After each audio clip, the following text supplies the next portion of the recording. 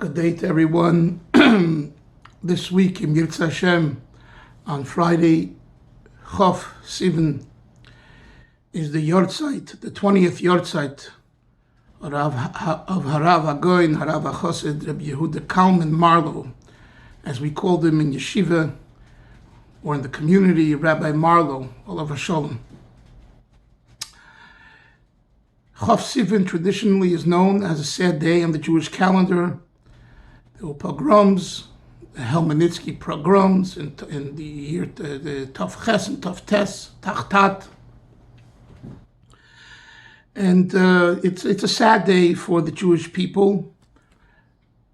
And on that very day, this great person, his neshama, returned to Hashem. And I'd like to share with you the kavod in honor of Rabbi Marlow and his Yahrtzeit, my recollections of when I was in his class, both in the Hebrew studies as our 9th grade Rabbi, our first Besifta Rabbi at the United Lubavitch Yeshiva on Ocean Parkway, and also as my 5th grade English teacher for the subject of mathematics. You know, as I discussed when I did the clip on Rabbi Shvei, Olav Shalom, he was our 3rd Mesifta Rebbe at Lubavitch Yeshiva. Every Rebbe, every teacher has their signature, their impression that they leave upon a Talmud, a student. So the world, the Chabad world, and others know Rabbi Marlow as the Rav who replaced Rabbi Zalman Shemit when he passed on, when there was a group of 3 Rabbanim that was chosen by the community, with Rabbi Marlow being the head of the Bezdin. And there's so much to talk about that, and that I'll leave for the others. They're making a documentary, and others will probably talk and write about that. But I want to share a little bit about the youth experience. I was in the first Mesifta. I was like 14 years old or so, and it was the year when it was a year or two after. Actually, it was a few years after Yeshiva moved from Bedford and Dean to Ocean Parkway, and they opened up the United Lubavitch Yeshiva, the new building. Rabbi Marlow taught us the importance of being sharp. Witty and sharp. He made such remarks in the class that sometimes it went over our heads.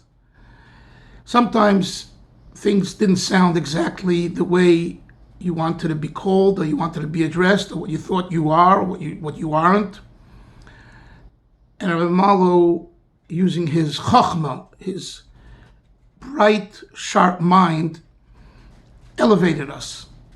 Now, looking back so many years,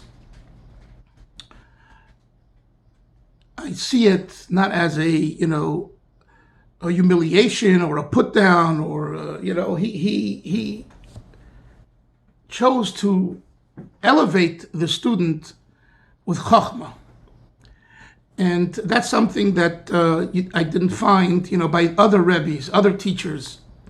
They were the classical, traditional ones. So let's say even Rabbi Shvei, Rabbi Garfinkel, each one was a special person in their own right.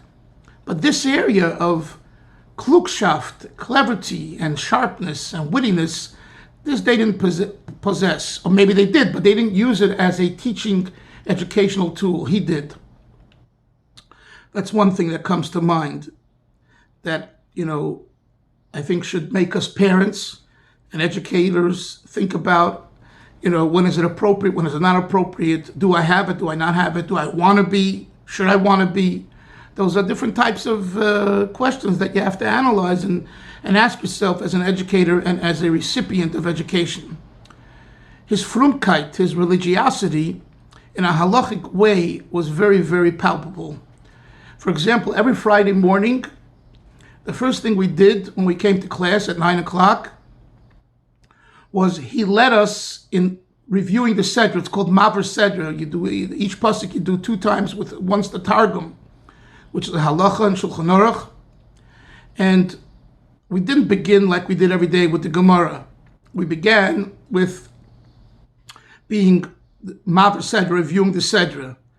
And even that he did in a very interesting way, very unusual. He did it with a sing-song. They say that he knew the entire Torah and the Targum by heart. I never tested him, so I can't tell you, but from time to time you could see him picking up his head and just reading or looking at us and saying some words. But from that day on, I remember I started to be Maver Sedra and continued the rest of my life. He instilled in us a frumkeit, a religiosity, a literal following of halacha. Now again, you don't have to do it Friday morning. You could do it Friday afternoon, Friday night. People do it, Shabbos. And then there's I believe the Hayyim Yoim with the Rebbe Rashab when he did it. I'm not going into all of that. The idea is that he was very much supportive and led the way in teaching us when to be Maver Sedra and how to be Maver Sedra, and gave us a geschmack in being Maver Sedra. Another thing that comes to mind is his on one hand his openness, and on the other hand his discipline tactics. Now what do I mean? In our classroom, they're your boys, you're rambunctious, you have lots of energy. And Rabbi Marlow wasn't the type to squash that energy. Needless to say, if you did things that were outrageous and a cause for a punishment or a cause for being told to go to the principal's office, it was done. But I didn't feel, threatened by him. Although in our English class in the 5th grade, we had some very, very rambunctious, fine students who are today, some of them, shluchim and others, and good friends of mine, bright, but they were very wild, to put it in simple English. They made a lot of trouble. They were troublemakers. And Rabbi Marlow disciplined them very strongly in a way that, wasn't conventional, but that was necessary to keep sanity in the classroom. Other things I saw for Rabbi Marlow was in the mikveh. It happens to be that in Lubavitch Yeshiva on Ocean Parkway, there's a mikveh in the basement. Today, I believe it's closed, been closed for years. But in my days, when the yeshiva just opened up, that's the mikveh we went to and the Rebbes went to. And I noticed once how he went to the mikveh, that he immersed in a upright position, and then he immersed in a lying down position. And that caught my curiosity.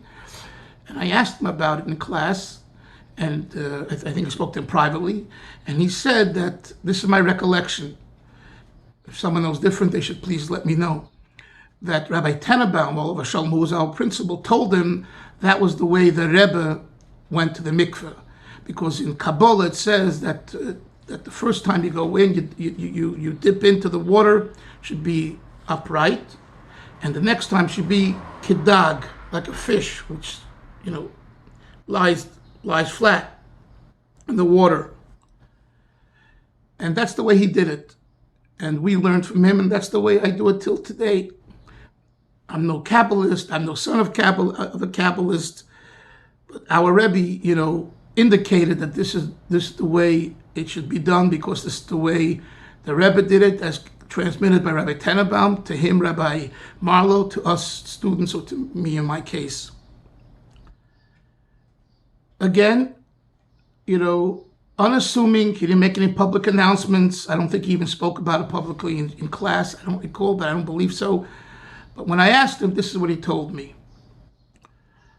Another amazing thing that I saw through Rabbi Marlow, this I saw a little when I was older already as a 770s bacher. Friday, Shabbos, about an hour before Shabbos, I was in 770 usually because I lived in Borough Park and came to Crown Heights. I stayed in the dormitory. Whatever, I didn't have much going on, so I came to 770 early to prepare for Shabbos. And pretty much 770 was empty. At let's say if Shabbos was 7:30, at 6:30 or so, it was pretty empty. And then walks in Rabbi Marlow with two big talus bags. I mean, it was a scene. Rabbi Marlow was a tall person, a very handsome person. He had a tzir. Some say he looked like the Rebbe. His physical, his physique, his body posture, and everything was like, although the Rebbe I think was shorter, but there were certain similarities. And he walks in with these two bags, and you can see the two talus bags are full of svarim and heavy, and he's carrying them. And he went to a table, either it was behind the beam, or maybe later it was by his place, up front when they wanted the Rabbanim was sitting up front by the Mizrach wall, and he put them down, and he used them to learn till about 10, 11 at night, every Friday night, and 770 emptied out. And who was there? Rabbi Marlow. And that left such an impression. His Yegiya B'Torah, his effort, his diligence, and his love for learning was tremendous. My father told me that it's also known that when he was a teenager, he was a wild guy. He was a troublemaker. He was a chevraman, as we say. And then he had a yechidus with the Rebbe, and the Rebbe said to him that he wants him to be a Rav, like a Rav was in Europe, meaning a real Talmud Chacham, a real serious person.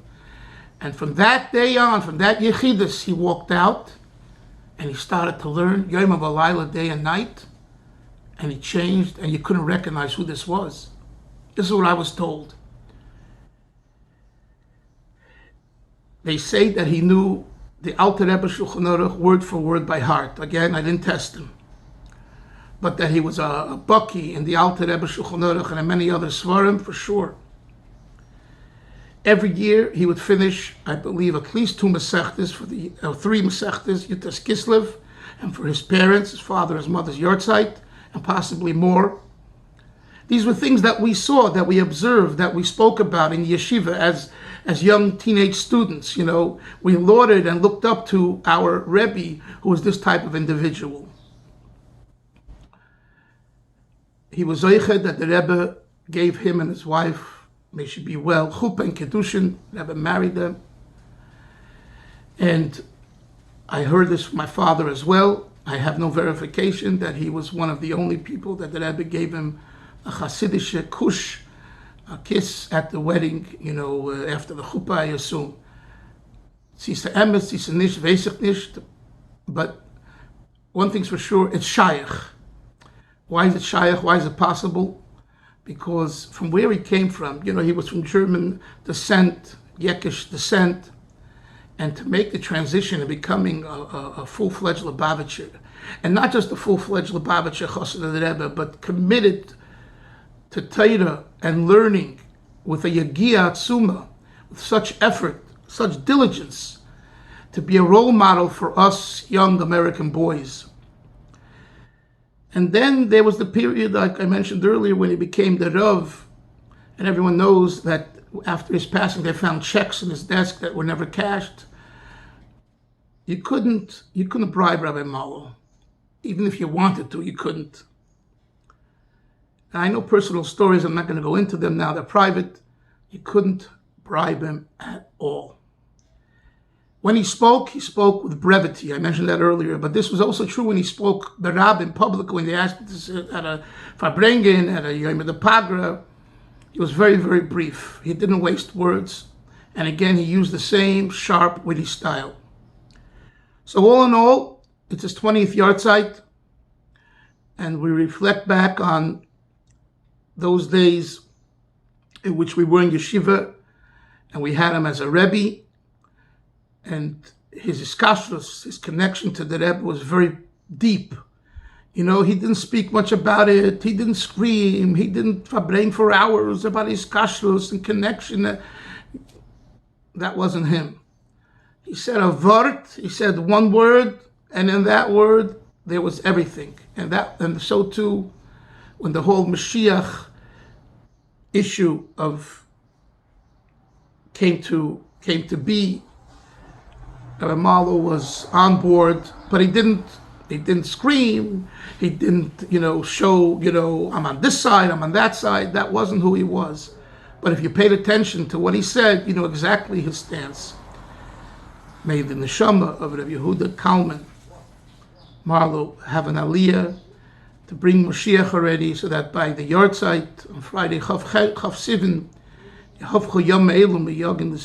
these days shall be transformed from sorry to happiness through the Geula Shlema B'Kar of Mamash.